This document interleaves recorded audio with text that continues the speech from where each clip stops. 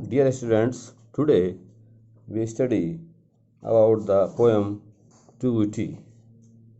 Intermediate poetry में जो second poem है आपके कोर्स में, द ट्रिब्यूटी के बारे में आज हम डिस्कस करना चाहते हैं और आपको इसको एक्सप्लेन करते हैं। द ट्रिब्यूटी मीन्स है सच्ची सुंदरता। The poem compose by Thomas Cairo, who was born 1595 and expired 1640. He was a great poet. Thomas Carlyle was born at West Wickham in 1595. His father, Matthew Carey, was a master in Chancery. He was educated at Christ College. He was a really wonderful poet, great poet. He tells us about true beauty. The true beauty is one of the most famous lyrics. In this poem, the poet glorifies spiritual beauty. मन की सुंदरता के बारे में, बौद्धिक सुंदरता के बारे में, एंड कंडम्स, और जो कवि थॉमस कैरियो हैं कंडम करते हैं मेरे फिजिकल ब्यूटी, शारीरिक सुंदरता के बारे में। द पोएट वंस, वो चेतावनी देते हैं, that lovers of physical charms, और जो लवर है, जो प्रेमी हैं, जो फिजिकल चार्म को, सारी सुंदरता को प्रेम करते हैं, बिकॉज क्योंकि दे डिके वे नष्ट हो जाती है विद द पैसेज टाइम। कहने का मतलब है कि यदि कवि कहता है कि जो व्यक्ति, जो प्रेमी अपनी प्रेमिका को या फिजिकल ब्यूटी को प्रेम करते हैं, वो ज़्यादा दिन का समय नहीं होता है, कुछ दिनों बाद वो नष्ट हो जाती है। But spiritual beauty is permanent. लेकिन कवि कहते हैं कि जो स्पिरिचुअल ब्यूटी है, जो बौद्धिक सुंदरता है, जो मन की सुंदरता है, और जो आंतरिक सुंदरता है, इज परमानेंट है, स्थायी है। इट नेवर डाइज, ये कभी नष्ट नहीं होती है, कभी खत्म नहीं होती है। सो द पोएट, और पोएट प्रशंसा करता है द ब्यूटी ऑफ माइंड, मन की सुंदरता को, आंतरिक सुंदरता को, एंड सोल, एंड हेट्स, वो घृणा करता है फिजिकल ब्यूटी, सारी सुंदरता को, एंड डिवॉइड ऑफ विर्च्यूज, वो इसके गुणों को भी डिवॉइड करता है। Poet describes beauty, true beauty. According Thomas Carrier, there are two kinds of beauty. First of all, physical beauty. Second, spiritual beauty. The poet describes or tells us about spiritual beauty. He says, physical beauty is not a permanent. It is not a permanent. It decays with time, with passage of time. It never stands a long time. Spiritual beauty never dies. Spiritual beauty never dies. बौद्धिक सुंदरता जो है, मन की सुंदरता है, वो कभी नष्ट होने वाली नहीं है, और ये रात दिन बढ़ती रहती है। He likes, at last, he likes spiritual beauty.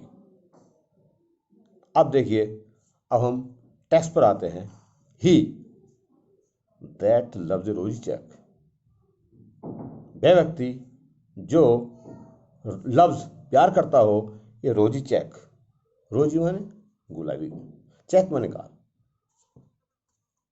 वह व्यक्ति जो गुलाबी गालों को प्यार करता है, और या कोरल लिप्स एडमायर्स।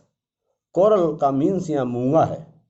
मूंगा मीन्स, आप जानते हैं कि जब हम बरसात का सीजन आता है, उससे पहले जो गांव के आसपास तालाब होते हैं, उनमें जब कुछ महिलाएं या किसान वो मिट्टी लाते हैं अपने घर के काम के लिए, तो खुदाई में मूंगा पाया जाता है। मटर के दाने की जैसा टाइप होता है, और जब उसको काटा जाता है, उस पर खुरपा या XYZ से किसी भी चीज़ से कटता है, तो अंदर से रेड डार्क दिखाई देता है।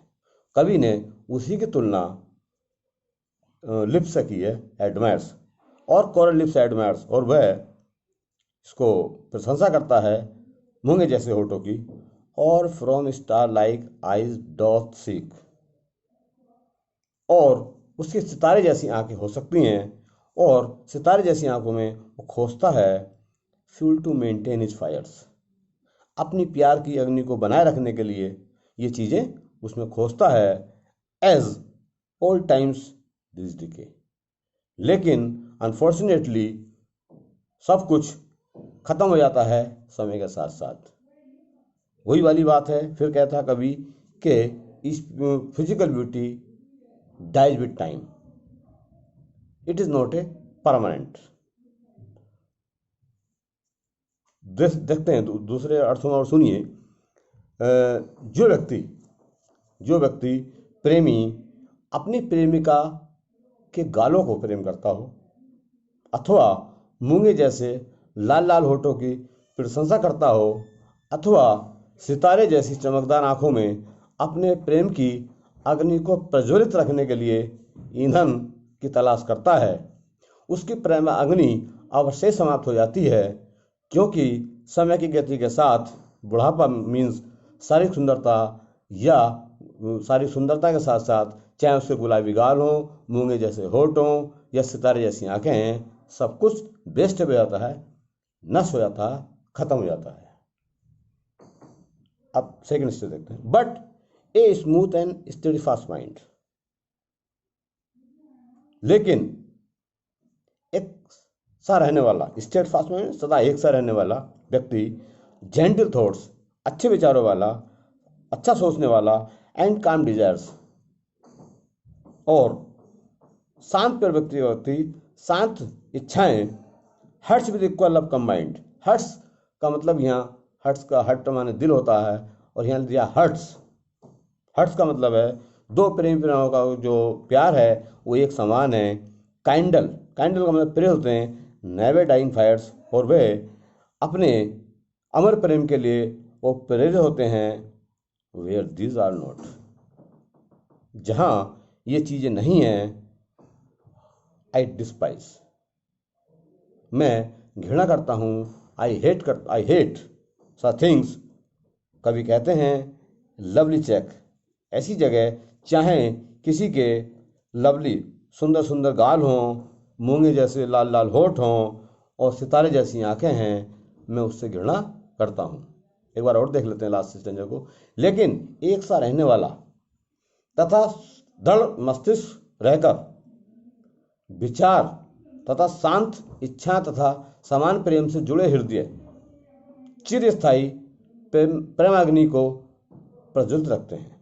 चिरस्थायी, जहाँ ये वस्तुएं नहीं होती, वहाँ मैं चाहे सुंदर गुलाबी जैसे गाल हों, मूंगे जैसे लाल होठ हों, सितारे जैसी आंखें हों, घृणा, मैं इन चीज़ों से घृणा करता हूँ।